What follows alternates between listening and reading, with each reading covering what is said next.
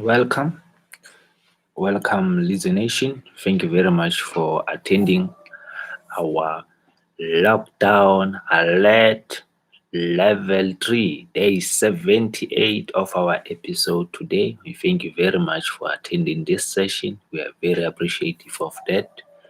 We've just done one of our silent moments for close to 9 minutes, which is 8 minutes 46 seconds, which is the time. So we want to welcome you, which is the time that George Floyd had to suffer at the police hands. So thank you very much for attending our session. We welcome you as Lisa Nation to our program at Tea with Lisa from both your Facebook Live to your YouTube channel as well. We are found in all the social media. What you need to do, comment, take a friend, and then invite everyone to come and listen to our show as well in this in terms of our Facebook is happening. So we want to thank you very much for, and we are appreciative of. So let us welcome you on our today's session.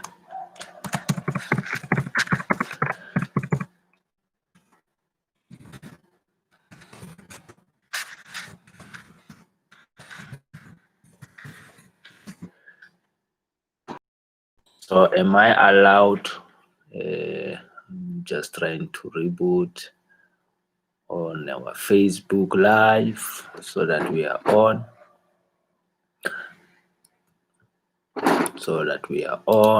On our YouTube, we are on. We have no problem on our YouTube. Let's wait for Facebook Live. Facebook Live loading. We are going live very soon on Facebook Live. And then we are there. So thank you very much, Lisa Nation, for attending our Friday session with us at Tea with Lisa. I'd like to thank you very much. And then one of the things that we want to express, like we've said, we want to pass our condolences or rest in peace to the family of George Floyd. May his soul rest in peace for the fight that he has fought, for the fight that he has left, for the whole continent to fight in terms of racism. We want to as well express our very sincere condolences to the gender-based violence that is happening in South Africa, where young ladies, your children, or your women and children are being abused by the people that are close to them, which is the loved ones. So it is very concerning to see the trend that is going up. Lockdown, that gender-based violence is on the rise. We are saying to the men that are doing that, they are a disgrace to the nation, they are a disgrace to their families, they are a disgrace to the whole community that they are living in, because a man must be able to the world.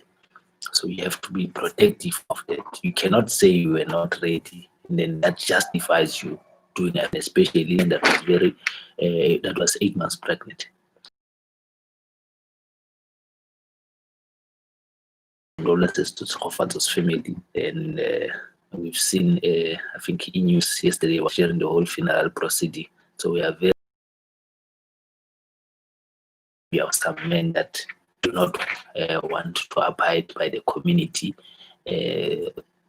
living status in terms of protecting women, because that is what we need to be. We need to be, as community, we need to protect the vulnerable people, especially women and children. So we need to do that. So I like to pass my access there. And then from that, I want to call ourselves honorable members, because we've heard from the Concord ruling that as individuals, as citizens of the country, we will be allowed as well to run for the office in the provincial and national elections, which was resolved yesterday by the Concord. So we know that a lot of people, there's a party that took this election legislation to court, and it was reviewed, and this is what Constitutional Court has done a landmark. So I'm saying they've been all this time for 26 years, they've been putting their neck, they've been putting their knee on our neck. So it is now time for them to take their knee off our neck so that we can breathe as citizens. So we have done in this regard. So we will wait to see the adjustment that was given by the given 24 months to make sure that they encapsulate or they make sure that this is included in the legislation in order for individual candidates to form part of the provincial and both national election. We know it has been happening in local government. You can register as an individual candidate to stand for the election. I'm very happy now that they have expanded.